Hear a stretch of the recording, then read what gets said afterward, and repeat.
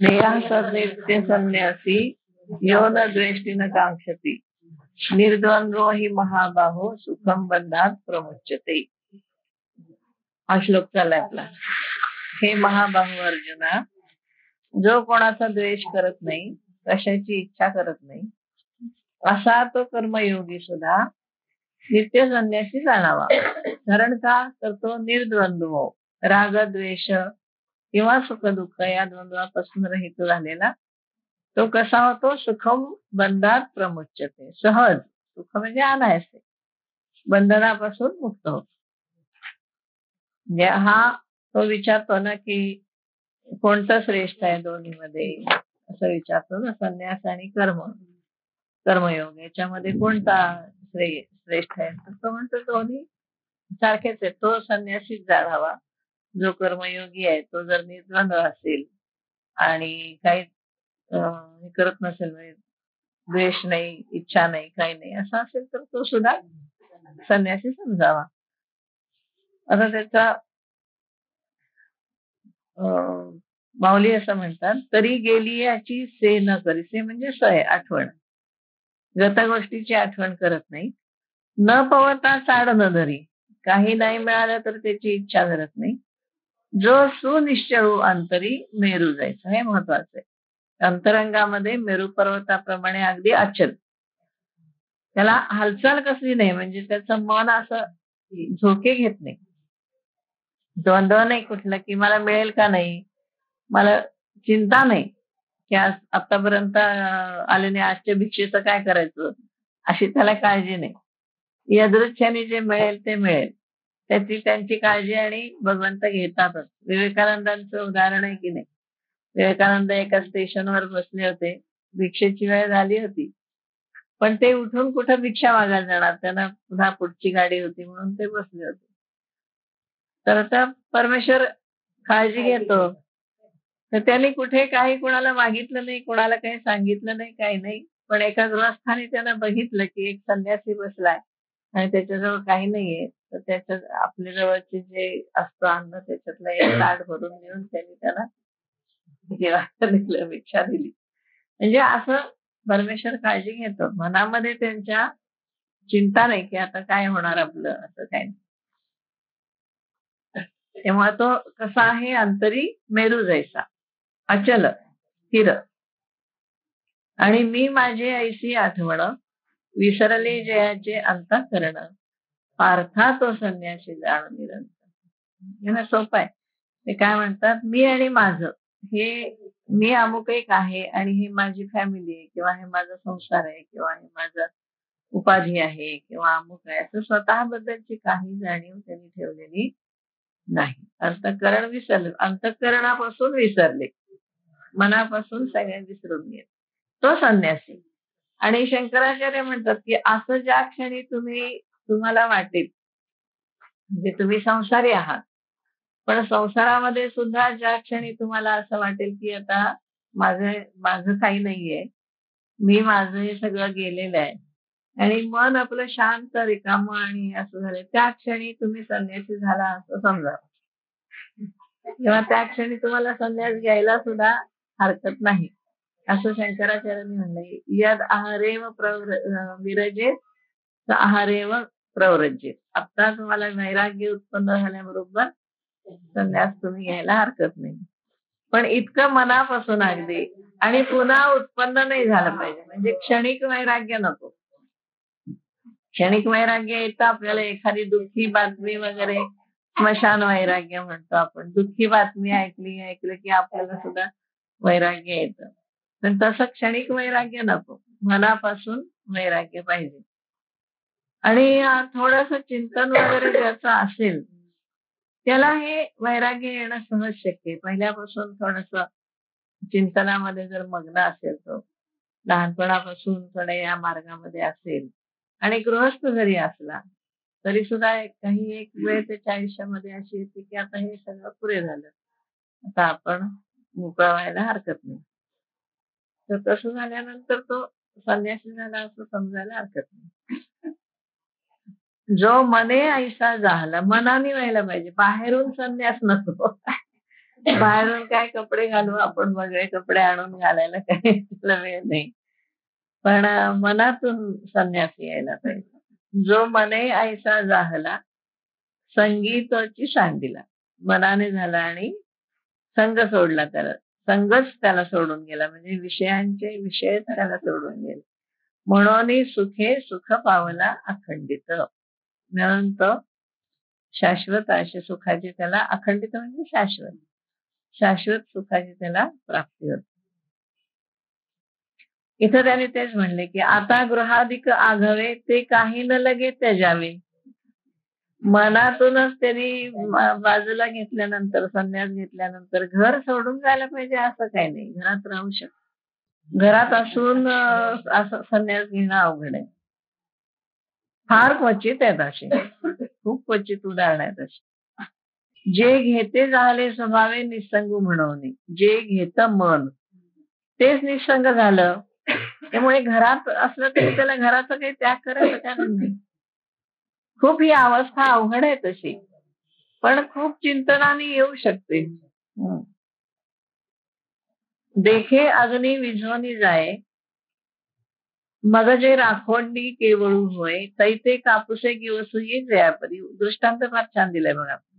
म्हणजे अग्नी विझून गेला की राख राहते. ती राख गार झाल्यानंतर आपण कापसाच्या वस्त्रामध्ये गुंडाळून घेऊ शकतो, हो की नाही?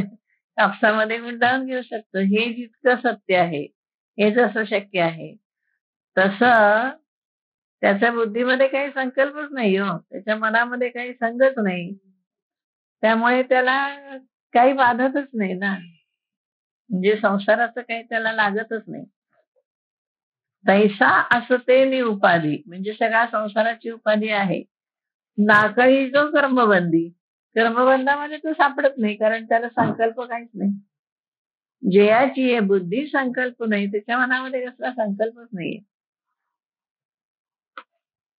म्हणजे हे मनामध्ये कुठल्याही प्रकारचा संकल्प न येणे आणि यदृच्छेने जे घडेल ते घडेल असं ज्याची स्थिती झालेली असते. म्हणजे आपण काही करायचंय वगैरे असं काही संकल्प नाही. यदृच्छेने जे घडेल ते घडेल. म्हणजे आज काय व्हायचं असेल तसं ते आपोआप होत राहतं. आणि आपण काही नाही ठरवलं तरी होतातच की किती गोष्टी. उलट आपण न ठरवलेल्याच गोष्टी होतात, हो की नाही? आपण ठरवतो ते होतं असं नाही, त्याच्याऐवजी दुसरंच काहीतरी घडतं. म्हणजे आपण ऍक्च्युअली आपण तसं काही करणारे नसतोच. करतो सगळा परमेश्वरच करतो, त्याचा संकल्प असतो, त्याच्या संकल्पाने सगळं होतं. नाही तर आपण म्हणतो की मला सुद्धा कल्पना नव्हती की असं काय होईल, आपण म्हणतोच ना. की आपल्याला जसं यादृच्छेने घडत असतात गोष्टी, घडत जातात.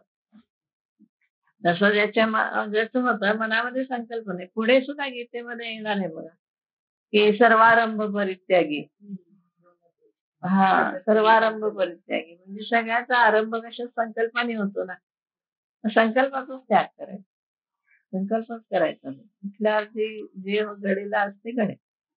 असा जो निर्द्वंद्व झालेला आहे, निसंग झालेला आहे, त्याच्या बाबतीमध्ये हे होतं. आपल्याला तसं होत नाही. आपलं काहीतरी प्लॅनिंग असतं, की आज असं करायचंय, तसं करायचंय, अमुक करायचंय.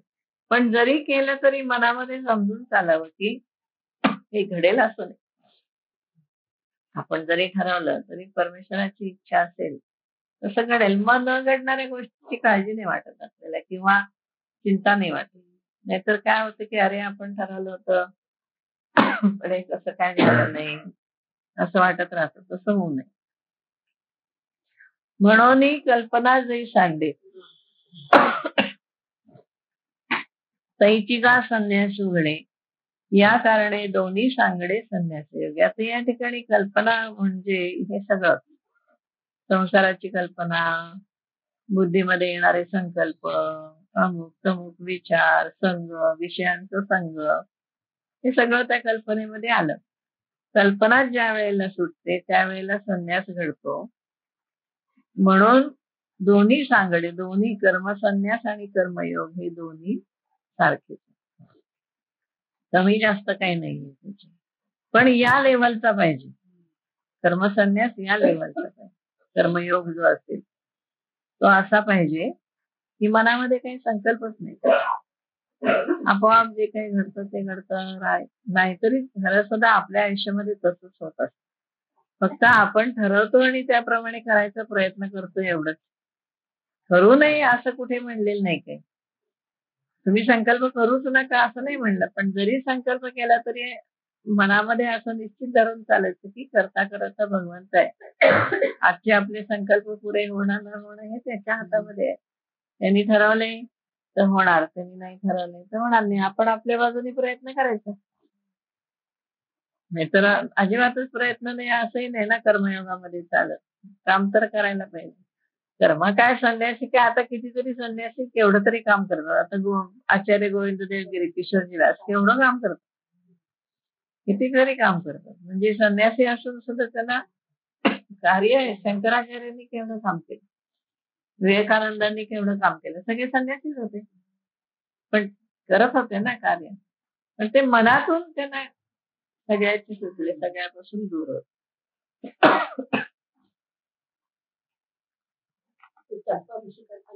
हम्म. काही नाही. काही नव्हतं. एकदम शांत. कुठे दाखवणार नाही विद्वत्ता. काही नाही. अगदी हो. शांत एकदम छान होत. असेच होते. सांख्ययोगो पृथक बालाः प्रवदन्ति न पंडिताः एकमप्यास्थिता सम्यक उभयोर विंदते फलम. सांख्य आणि कर्मयोग हे भिन्न फळ देणारे आहेत असं कोण बोलतं? बालाः अज्ञ लोक बोलतात न पंडिता. पंडित लोक असं ज्ञानी लोक असं बोलत नाहीत. सांख्य किंवा कर्मयोग यापैकी एकाच जरी अस्थित सम्यक योग्य अनुष्ठान केले तर ते करणाऱ्याला दोहेची फळ मिळते. दोहचं फळ मोक्ष हे प्राप्त होत. म्हणजे दोन्हीचं फळ काय आहे? सांख्य असो, ज्ञानयोग असो किंवा कर्मयोग असो, दोन्हीचं फळ मोक्ष हेच आहे. दोन्ही योग वेगवेगळे आहेत असं बालाः बोलतात. अज्ञ लोक बोलतात. पंडित तसं बोलत नाहीत. पण कसं म्हणलंय त्यांनी? सम्यक आस्थिता. नीट व्यवस्थित त्याचा अवलंब केला तर, योग्य अनुष्ठान केलं तर मग दोन्हीचं फळ मोक्ष हे दोघांना पण मिळेल. सम्यक अस्थिता. योग्य प्रकारे अनुष्ठान केलं तर. नाही तर धड कर्मयोग नाही, धड संन्यास. असं काहीतरी विचित्र व्हायचं ते. असं होता कामा नये. एक संन्यासी तर संन्यासी, एक कर्मयोगी तर कर्मयोगी. असं नीट अनुष्ठान त्याचं केलं पाहिजे. आणि कधी कधी म्हणायचं मी कर्मयोगी आहे, कधी म्हणायचं मी संन्यास आहे, असं नाही.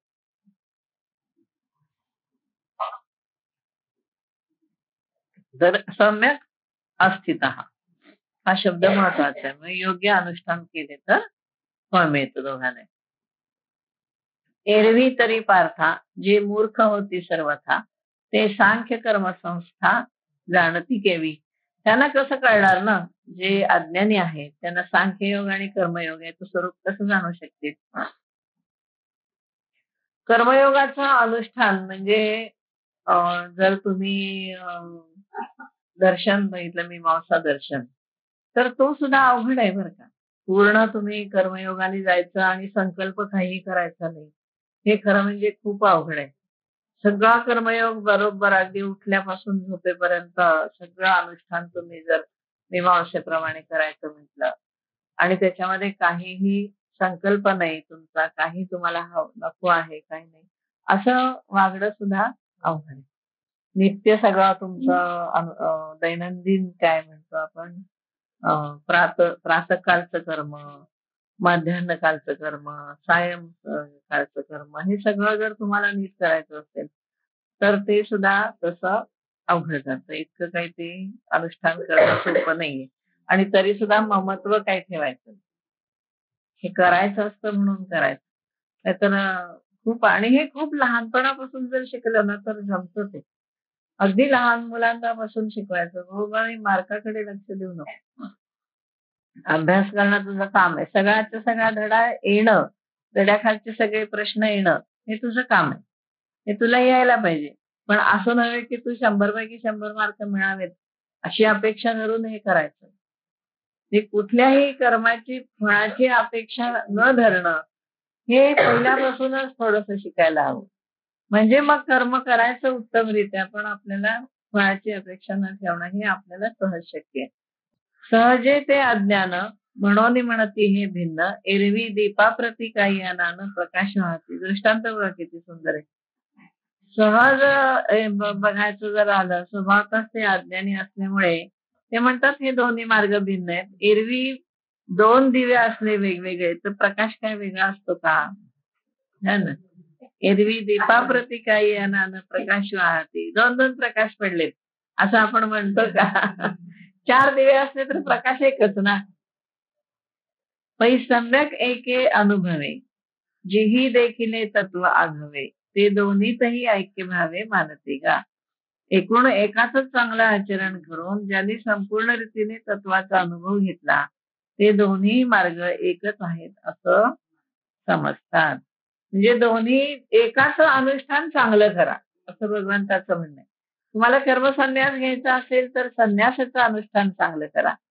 तुम्हाला कर्मयोग घ्यायचा असेल, करायचा असेल तर कर्मयोगाचं अनुष्ठान चांगलं करा.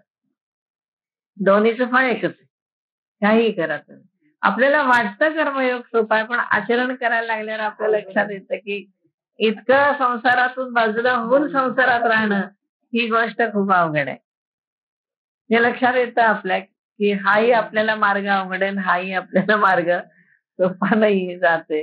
कारण संसारात राहून अनासक्ती सगळ्यांच्या बद्दलची, मुलं बाळ घरदार आपले काही डिग्री असेल अमुक असेल, स्वतःबद्दलचे आपले काही कल्पना असतात, या सगळ्यापासून अनासक्त राहणं, हे अमीपणापासून अलिप्त राहायचं ही खूप अवघड गोष्ट आहे.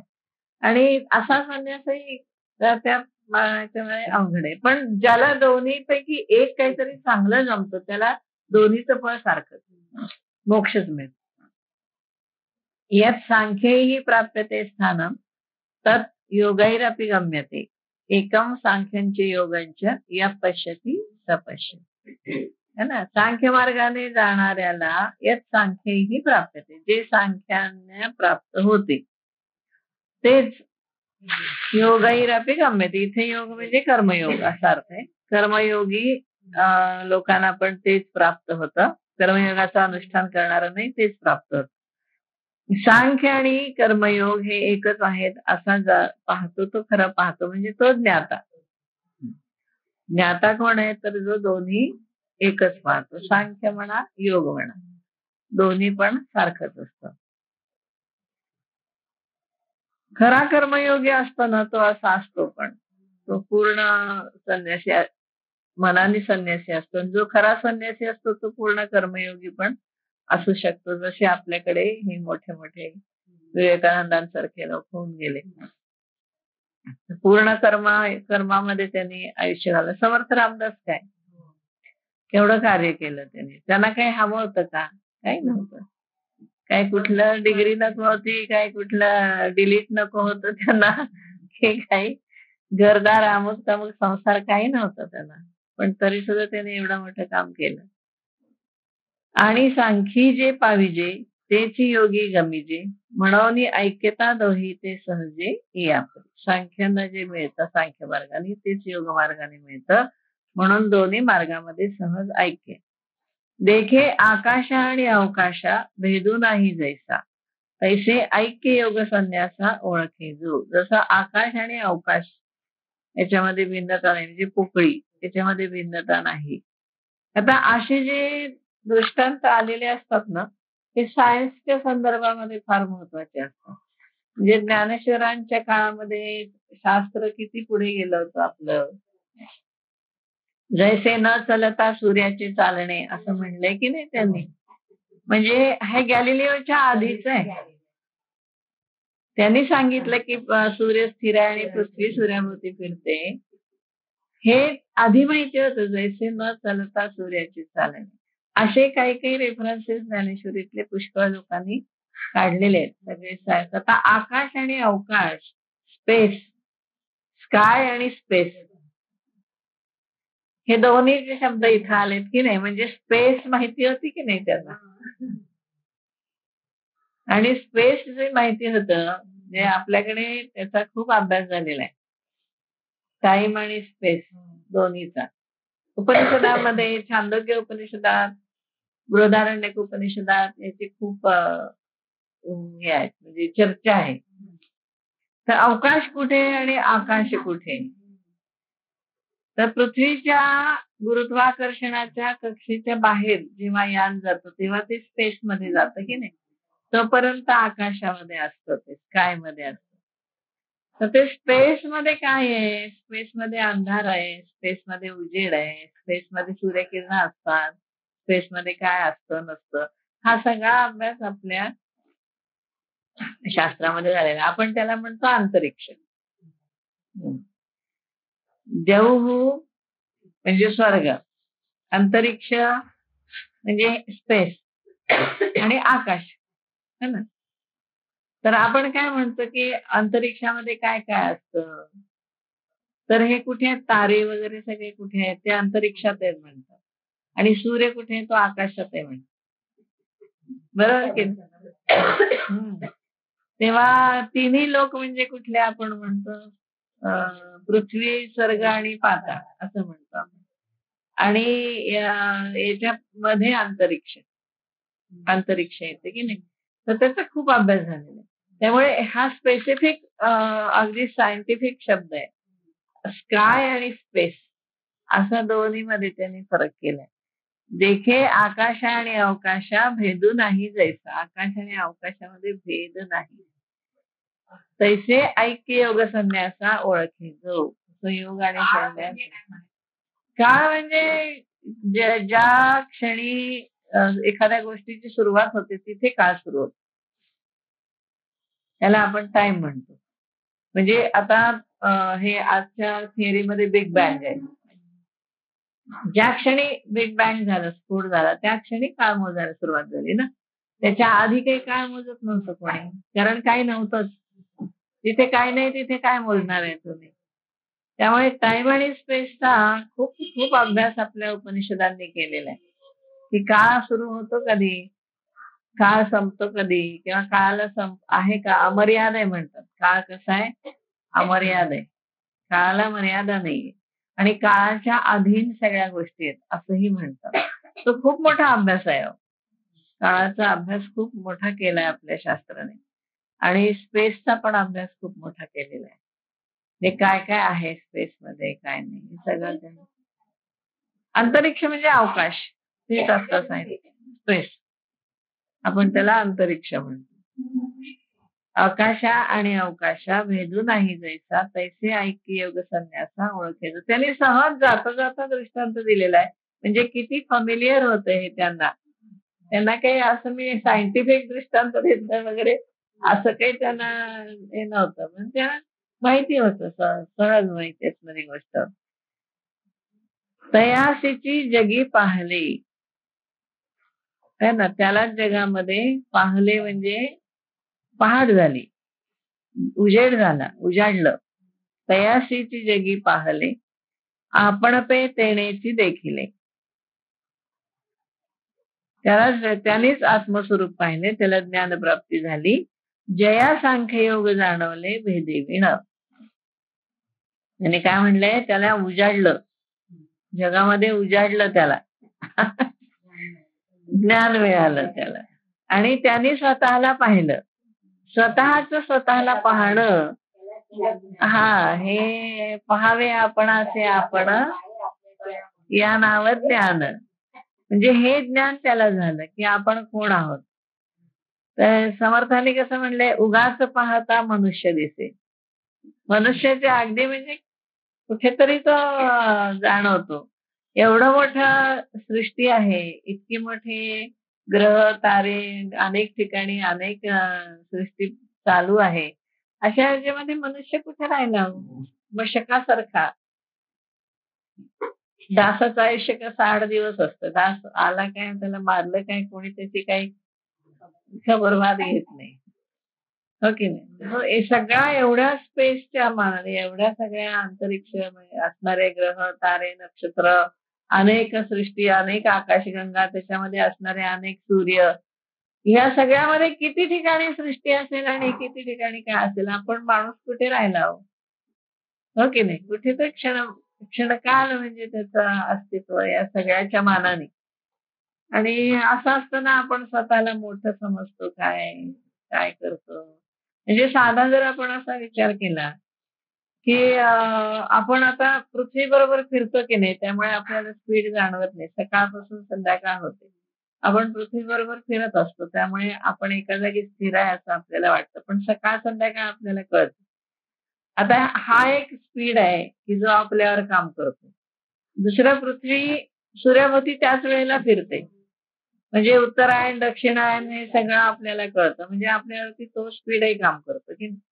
आणि याशिवाय सूर्य आपल्या सगळ्या ग्रहमालेला घेऊन मोठ्या आकाशगंगेमध्ये फिरतो. म्हणजे तो एक स्पीड आपल्यावरती काम करतो. पण काही आपल्याला कळत नाही. काहीही कळत नाही. एजिंग वगैरे कशामुळे होतं? या सगळ्यामुळेच होतं ना. हे सगळे स्पीड, सगळे गुरुत्वाकर्षण आपल्यावरती काम करत असतं. त्याच्यामुळे हे सगळं होतं.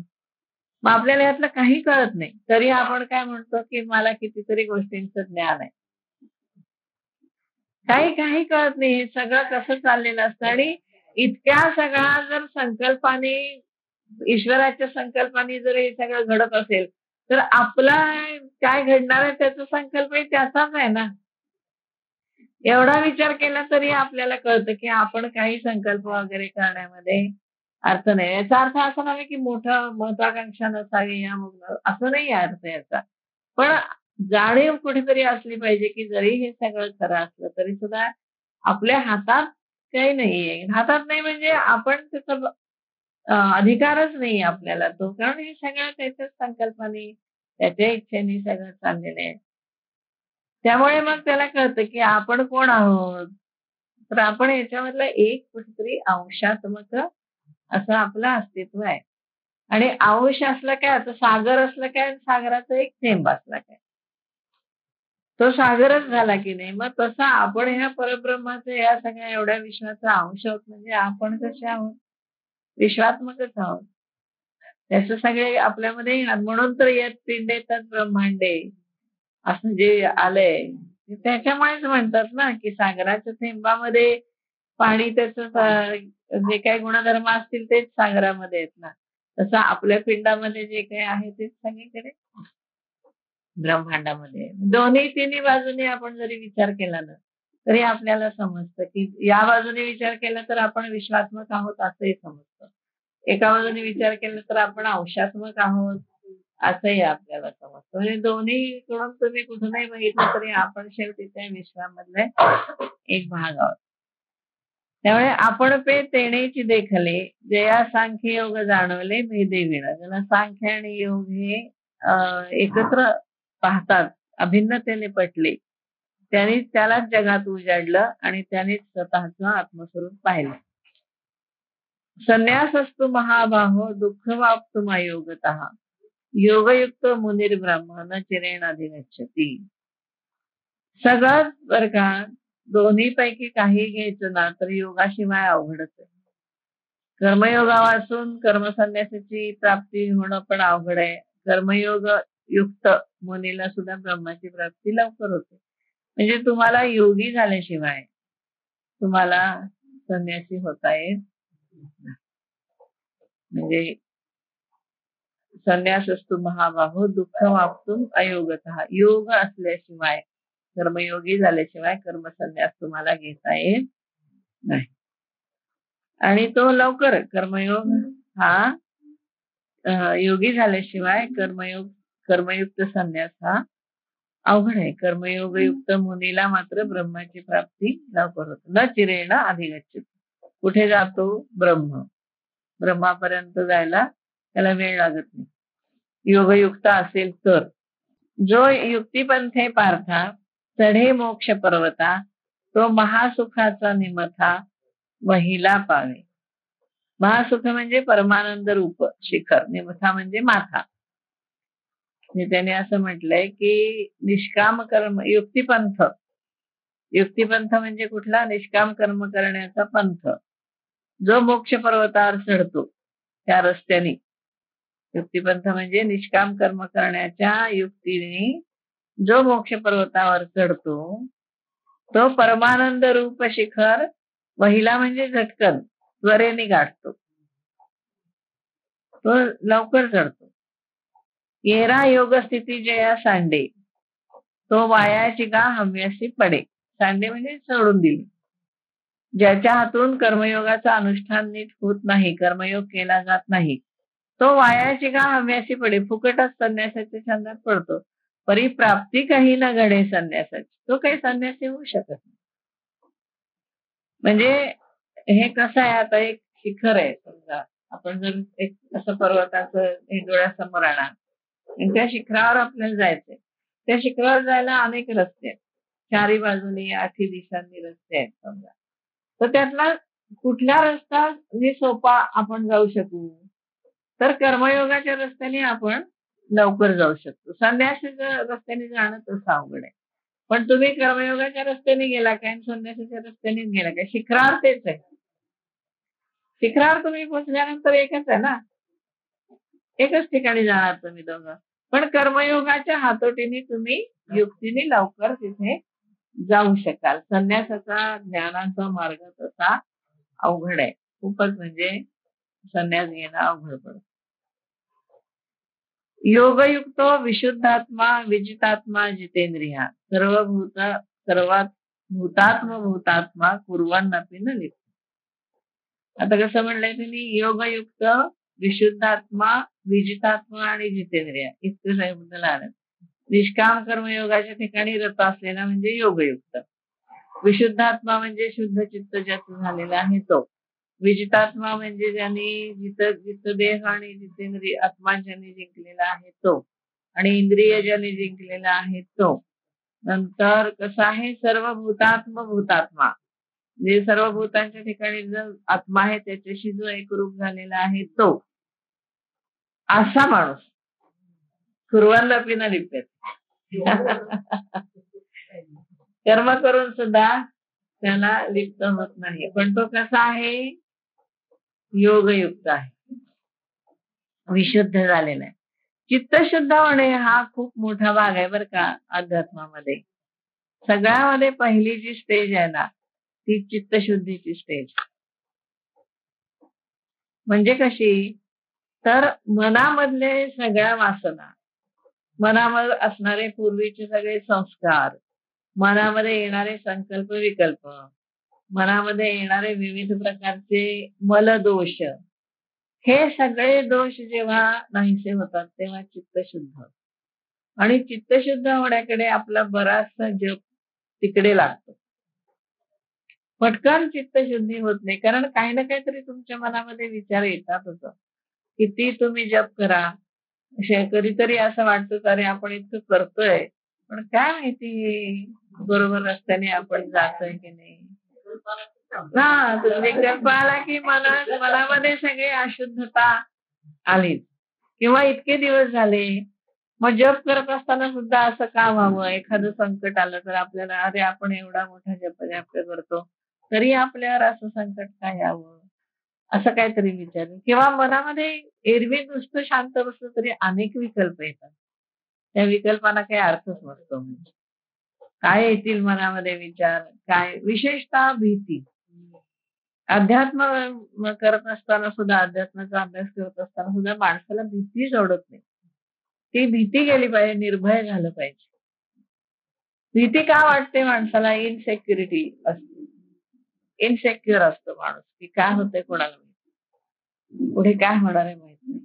कुठेतरी काहीतरी आपण ऐकतो तर बापरे आपल्याला वाटतं असं कसं झालं, असं होईल का, अशी भीती मनामध्ये येते. आणि भीती हा सुद्धा संस्कार आहे मनावर. योगशास्त्रामध्ये म्हटलंय की भीती हा एक संस्कार आहे. केव्हा तरी तुम्हाला ती भीती बसलेली असते पूर्वी, मागच्या अनेक जन्मामध्ये केव्हा तरी बसलेली भीती सुद्धा आपल्या बरोबर आता आलेली असते.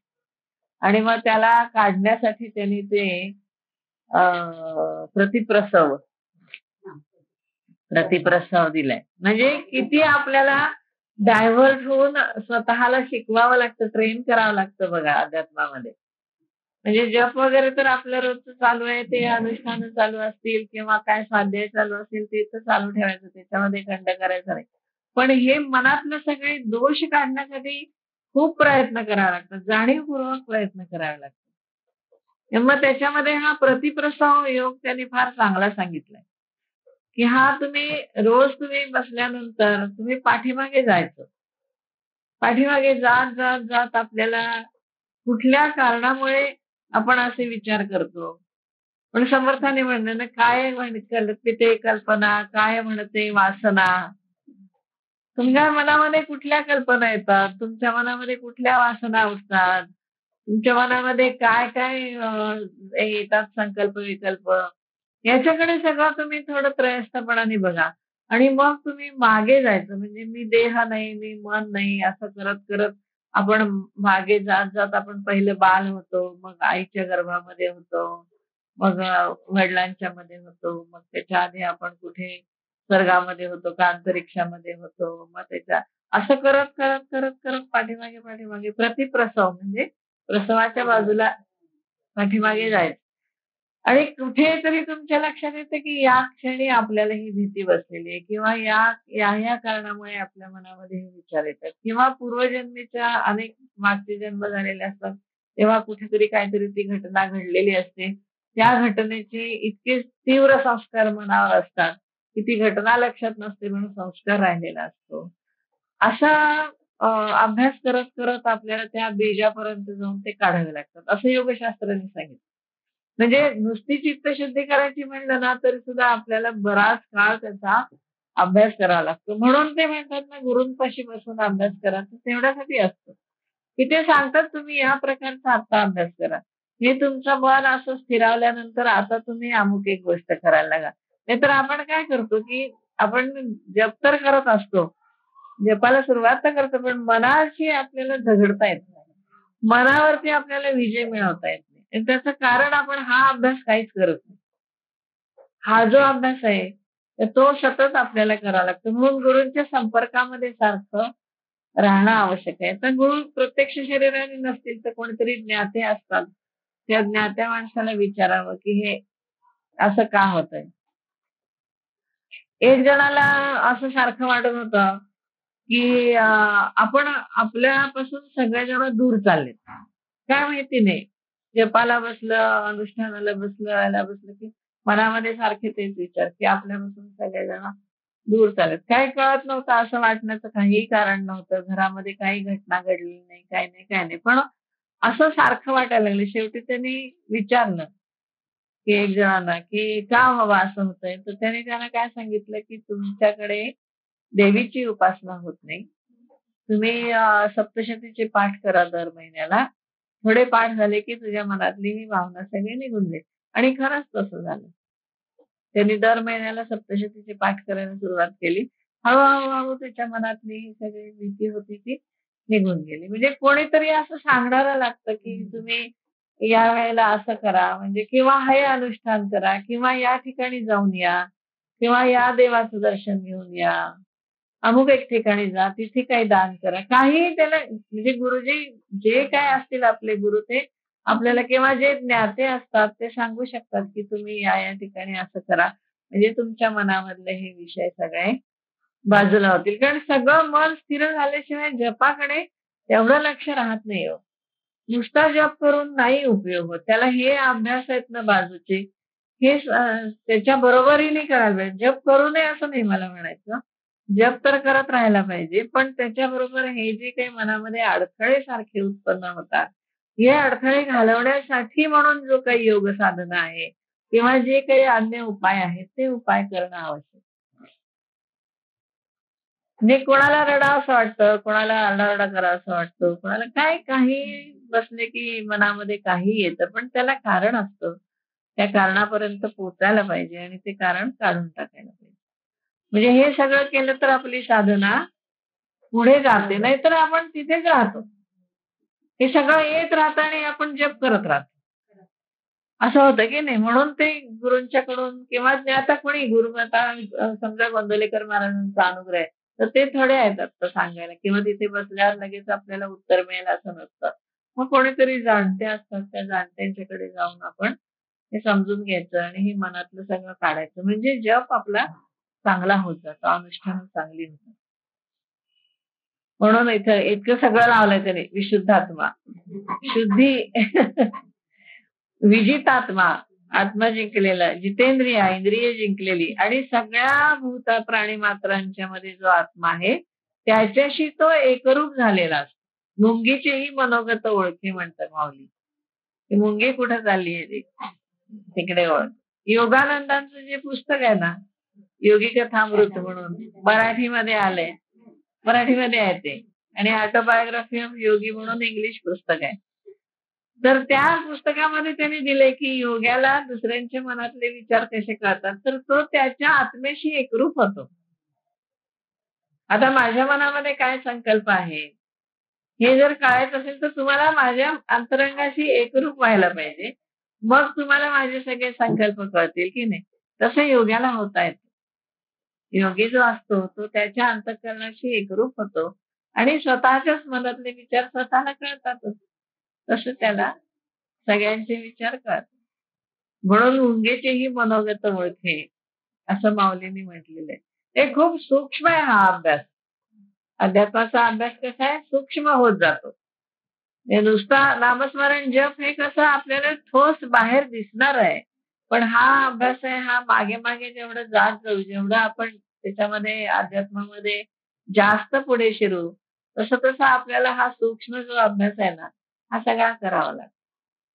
आणि म्हणून हळूहळू हळू आपण मग तिकडे जातो आपण, की हे एवढं केल्यानंतर जसं वासुदेवानंद सरस्वतीने म्हटलंय की तुमची पत्रिकाच सगळी बदलते, पण किती जप व्हायला पाहिजे, कोटीने जप व्हायला पाहिजे, तेव्हा तुमची सगळी ग्रह नक्षत्र तुम्हाला जे फळ देणार असतात ते फळ बदल. खूप करावं लागतं म्हणजे ते होतं. म्हणजे तसं त्याने सांगायला पाहिजे की आता अरे ह्या पत्रिकेचा काही उपयोग नाही बरं का, आता ही काही पत्रिका तुझी नव्हे, कोणाला दाखवू नको. एवढा जप करायला लागतो. म्हणजे अध्यात्मामध्ये म्हटलं ना की तुम्ही जेवढं पुढे जाल ना तेवढं जास्त सूक्ष्म होत जातो अभ्यास. जसं आपण आता पहिलीला जेवढा अभ्यास आहे त्याच्यापेक्षा 12वीचा अभ्यास जास्त वास्ट असतो. 12वी पेक्षा तुम्ही MSc PhD करायला गेला तर त्याचा अभ्यास जास्त वास्ट असतो. जसं अध्यात्मामध्ये पण आहे. हळूहळू तुम्ही जेवढे पुढे जाल ना तेवढा अभ्यास खूप असा वाढत वाढत वाढत वाढत जातो आणि मग कुठेतरी उपनिषद वगैरे कळायला लागतात. नाहीतर उपनिषदातले काही सिद्धांत कळत नाहीत अहो लवकर. त्याला खूप अभ्यास करून करून करून आपण तेवढ्या याच्यापर्यंत मनाची ती सूक्ष्मता आहे, बुद्धीची ती सूक्ष्मता आहे, तिथपर्यंत जायला लागतं, मग ते कळत. म्हणून यांनी इथे एवढं म्हटलंय की सर्व भूतात्म भूतात्मा. मग असा माणूस पूर्वांनापी लिप्त, मग त्यांनी काय वाटेल ते काम करू दे, त्याला अजिबात लिप्त होत नाही. मग त्याने भले लाकडाची मोळी आणून टाकू दे, नाहीतर भले एखादा महायज्ञ करू दे, नाहीतर आणि काहीतरी करू दे, त्याला कशाचं ना पुण्य लागतं ना पाप लागतं ना काही लागतं. काहीही त्याला कशाचं ना पुण्य ना पाप काही नसतं. पण कुठल्या स्टेजला त्यांनी सांगितलंय, इतकं सांगितलं योगयुक्त, विशुद्धात्मा, विजितात्मा, जितेंद्रिय, हा इतकं सांगितलं तेव्हा तो असा होतो. जेणे भ्रांतीपासून हिरतले, विषयापासून हिरावून घेतलेलं मन, गुरुवाक्ये मन धुतले. स्वच्छ केलं एकदम, मन धुवून टाकलं गुरुवाक्याने. आणि गुरुपदेश म्हणजे कोणता माहितीये, हे तत्वमसी वगैरे महावाक्य असतात, ती वाक्यांच्या बद्दल बोलतात ते. साधी वाक्य नव्हे ती, गुरुवाक्ये मन धुतले. गुरुचं वाक्य, गुरूंचा एक एक शब्द महत्वाचा असतो. आणि वाक्य म्हणजे उपनिषदाची जी वाक्य आहेत, महावाक्य, त्याचा उपदेश जेव्हा गुरु करतात तेव्हा ते मन सगळं प्रक्षाळन होत. आणि मग आत्मस्वरूपी घातले हिरवनिया. हिरवनिया म्हणजे मुरवलं, हरवनिया, हरवनिया म्हणजे त्यांच्यात घातलं, मुरवलं पूर्ण. आत्मस्वरूपी घातले, मन कुठे घातलंय, विषयापासून हिरावून घेतलेलं मन गुरुच्या उपदेशाने स्वच्छ केलं, आत्मस्वरूपामध्ये मुरायला ठेवलं. लोणचं मुरवतो तसं किंवा आवळा मुरवतो तसं. कसं आहे बघा, म्हणजे किती त्याला सूक्ष्मता आहे या त्यांच्या सांगण्याला. जैसे समुद्री लवण न पडे तव वेगळे अल्प आवडे.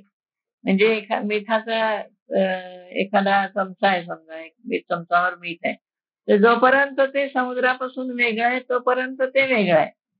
तव वेगळे अल्प आवडे, मग होय सिंधूची वडे मिळे तेव्हा. त्याच्यात ते मिसळले की सागरच होतं की एकदम, हो की नाही?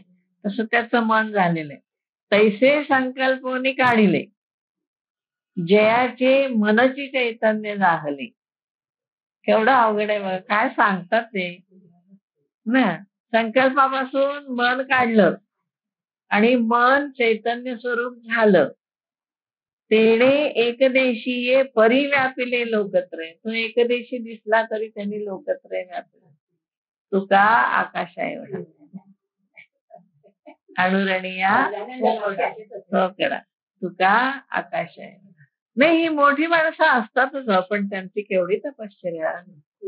वरदानंद भारतींचं चरित्र मी वाचलंय. हा, आणि मी मी सुद्धा सगळं चरित्र वाचलं. मध्ये मला मिळालं त्यांचं चरित्र नवीन, तेच मी वाचलं. सगळं वाचलं मी. त्याच्यामधून कळतं की केवढं त्यांनी अभ्यास केलाय, केवढी त्यांची साधना आहे, केवढं त्यांचं आहे, आणि शिवाय पूर्वपुण्याही त्यांची सगळी आलेली.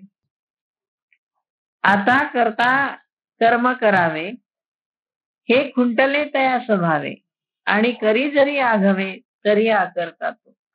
किती छान सांगितलं. कर्ता कर्म आणि कार्य ही त्रिपुटी गेली, हे खुंटले, संपलं. स्वभाव म्हणजे सहजरित्या तो त्याचा स्वभावच झाला. कर्ता नाही, कर्म नाही, क्रिया नाही. मग आता अशा स्थितीमध्ये तो जे काही जे करेल ते करून आकर्ता झाला तो. किती अवघड स्थिती आहे बघा. जयाचे मनची चैतन्य जाहले. याच्यामध्ये मन बघा तुम्ही कसं असतं ते. मनामध्ये काय काय असतं. मन हे कुठलं इंद्रिय आहे आणि त्याला चैतन्य स्वरूप होण्यासाठी काय. मनाला जड समजलं जातं, म्हणून त्यांनी असं म्हटलं. मन कसं आहे, आपलं जड आहे. ते इंद्रिय आहे आपले एक 11 इंद्रिय. मग इंद्रिय सगळी जड आहेत ना, मग आपल्या मनाला सुद्धा जड समजलेलं आहे. मन चैतन्य नाही. मन जेव्हा बुद्धीच्या संदर्भामध्ये येतं, बुद्धीमध्ये जेव्हा विचार येतात आणि त्या बुद्धीला प्रेरणा देणारे जे चैतन्य आहे त्याच्या संपर्कात आल्यानंतर ते चैतन्याशी संबंध येतो त्याचा. त्यामुळे मन, बुद्धी, चित्त, अहंकार हे सगळं 4 त्याचे जे विभाग आहेत, अंतःकरण, चतुष्टय, हे सगळं जड आहे आपल्या योगशास्त्राप्रमाणे. चैतन्याच्या अधिष्ठानावरती चैतन्याच्या प्रकाशामध्ये हे सगळं काम करत असतं. पण ते चैतन्य स्वरूप व्हायला मधला सगळा पडदा जायला पाहिजे ना. जयाची मनची चैतन्य झालं, याचं मनच चैतन्य झालेलं आहे, मनच प्राणस्वरूप झालेलं आहे. हे किती अवघड मोठी गोष्ट आहे. प्राण होणं, मन हेच जीव होणं. नाही तर जीवात्मा कसा आहे तो वेगळा आहे ना, मनाशी त्याचा संबंध नाही, काही नाही. खूप लांब आहे तो, खालीच आहे तो. तो सगळा जेव्हा तो निघून जातो तेव्हा हे सूक्ष्म शरीरासह निघून जातो ना. म्हणजे हे त्याचं सूक्ष्म शरीर आहे. मन, बुद्धी, चित्त, अहंकार हे त्याच्या सूक्ष्म शरीराचा भाग आहे. तो म्हणजे जीवात्मा नव्हे. मग तो आत्मस्वरूप होण्यासाठी मनाची शुद्धता केवढी पाहिजे बघा. मनातलं सगळं सगळं जायला पाहिजे, आणि ते योगानेच जाऊ शकतं. हे प्रतिप्रसव वगैरे हे जे सगळं आहे ना, त्यांनीच ते सगळं जावं लागतं. काय अस्वस्थता असते मनामध्ये खूप, काय माहिती नाही, पण सगळ्यांचं मन खूप अस्वस्थ असतं आणि ते कळतं आपल्याला की मन आपलं अस्वस्थ आहे. मग तुम्ही जप करत असा, तुम्ही पूजा करत असा, तुम्ही तीर्थयात्रा करत असा, मनाची स्वस्थता नाही मिळत कुठे. अगदी फार क्वचित मन शांत होतं आणि मन शांत मनामध्येच आत्म्याचं प्रतिबिंब पडतं. मग हे तर किती अवघड आहे की जयाची मनची चैतन्य झालं. हो ना? कसा होईल हे चैतन्य? काय आहे चैतन्य? हा प्रकार काय आहे? चैतन्य म्हणायचं कशाला? हो की नाही? चैतन्य कशाला म्हणायचं? ज्याच्यामध्ये चित्त आहे, जिथं कॉन्शियसनेस आहे, जिथं जाणीव आहे. आणि जाणीवेची स्थिती काय आहे? शुद्ध जाणीवेची स्थिती काय आहे? देवी भागवतामध्ये हा विषय आलाय. लक्ष्मीतंत्रात हा विषय आलाय. की जाणीव म्हणजे काय? चित्त म्हणजे कॉन्शियसनेस. कॉन्शियसनेस म्हणजे जाणीव. हो की नाही? जिथे चित्त आहे, ते चैतन्य स्वरूप आहे. मग आता चैतन्य कुठे कुठे आहे? बघा तुम्ही. आता झाड सुकलंय. हो ना? झाडाला आपण पाणी घालतो. झाडाला पाणी घातल्यानंतर झाड परत टवटवीत. याचा अर्थ हा हा टवटवीत. त्या अर्थी तिथे काय आहे? रिस्पॉन्स आहे. त्या ठिकाणी रिस्पॉन्स आहे. लगेच पाण्याला त्याने रिस्पॉन्स दिला. तुमचं पाणी घातलेला ते टवटवीत झालं. म्हणजे त्या ठिकाणी चैतन्य आहे. कॉन्शियसनेस जाणीव आहे त्या ठिकाणी की आता हे पाणी मिळालंय, आपण आता फुललं पाहिजे. म्हणजे आपल्यामध्ये वाढ व्हायला पाहिजे ही झाडामध्ये सुद्धा जाणीव आहे. त्या ठिकाणी चित्त आहे, त्या ठिकाणी चैतन्य. ओके नाही? ही जी जाणीवेची स्थिती आहे आणि जाणीवेच्या स्थितीमध्ये काय असतं? तर सगळ्या गोष्टींचा अंदाज येतो. आपल्याला सुद्धा बघा तुम्ही की सगळ्या सगळ्या गोष्टी समजणे ते कुठे समजतात आपल्याला हे आपल्याला कधी कळत नाही. आपल्याला समजतं म्हणजे काय होतं हे आपल्याला कळत नाही. आणि आपण काय म्हणतो की मला समजलं नाही. मला समजलं नाही हे पण समजणंच आहे की नाही? मला समजलं नाही हे पण समजणं आहे. मला समजलंय हे पण समजणं आहे. मग ह्या मुळाची समज जिथे आहे ना ते चैतन्य. त्या चैतन्याच्या स्थितीमुळे आपल्याला कळतं की मला समजलंय किंवा मला समजलं नाही. म्हणून हे लोक काय म्हणतात अज्ञान असं असू शकत नाही. कारण समजलं नाही हे पण ज्ञानच आहे. समजलं आहे हे पण ज्ञानच आहे. आणि ते ज्ञानस्वरूप जे मूळची आपली अवस्था आहे ना त्याला म्हणायचं चैतन्य. शरीर मृत होतं म्हणजे काय होतं त्याच्यामधला हा कॉन्शियसनेस जातो. जाणीव शक्ती निघून जाते. प्राणशक्ती ज्याला आपण प्राण म्हणतो तो निघून जातो. ते शरीराला सोडून जातं चैतन्य. म्हणजे आता मला समजलंय मला समजलं नाही असं डेड बॉडी म्हणू शकत नाही. म्हणजे शुद्ध चैतन्य जे आहे त्याच्या ठिकाणी चित्त आहे, कॉन्शियसनेस आहे, जाणीव आहे. ते जाणीव स्वरूप आपण होणे याला त्याने म्हणलंय मनची चैतन्य जाणणे. आणि ती स्थिती यायला पाहिजे जपामुळे, नामस्मरणामुळे किंवा अध्यात्माची कुठलीही तुम्ही साधना करत असता, ध्यान करा, योग करा, काही करत असला तरी सुद्धा ही स्थिती आपल्याला सापडायलाच पाहिजे. आणि ती जोपर्यंत येत नाही ना तोपर्यंत आपली साधना पुरी झाली नाही. चैतन्य स्वरूप जेव्हा होतं मन तेव्हा ते या सगळ्या संकल्पातून बाजूला जातं. कारण ईश्वराच्या सगळ्या संकल्पाशी ते एकरूप होतं. मीराबाईच्या जीवनात किती उदाहरणं आहेत अशी. आता तो तिला साप घालून एक पाठवली होती परडी, तिला सांगितलं हार आहे देवाला घाल.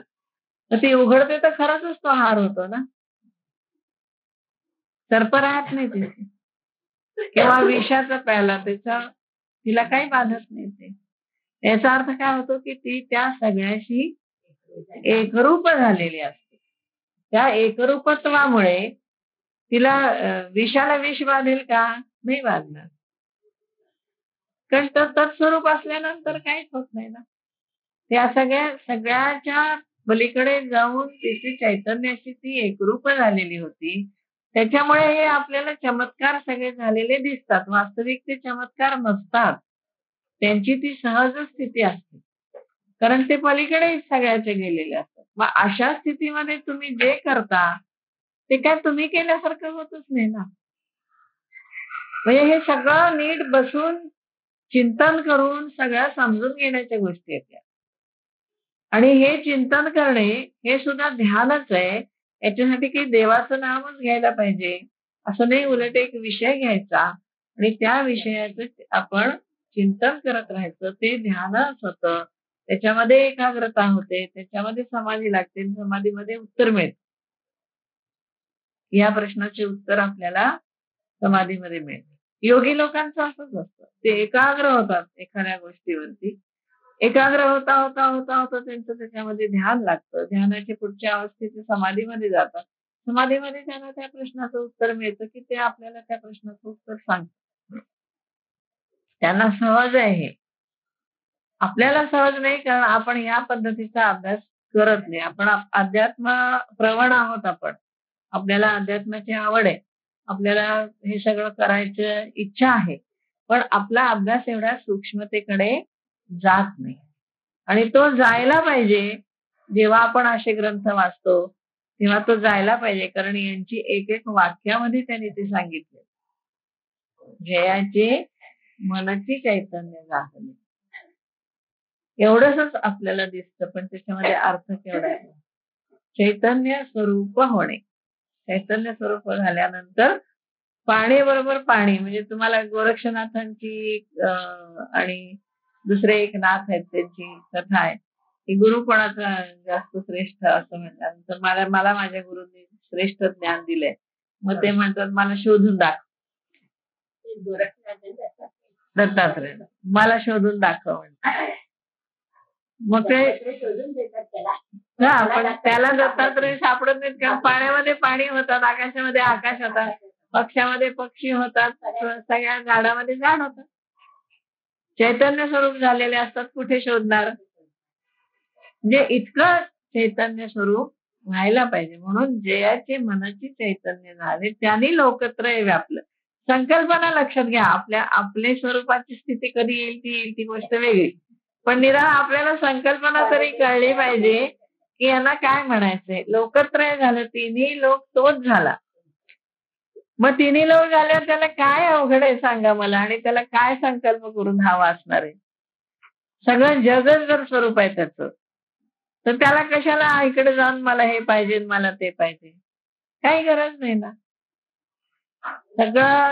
सगळंच स्वरूपच त्याने व्यापलेलं आहे.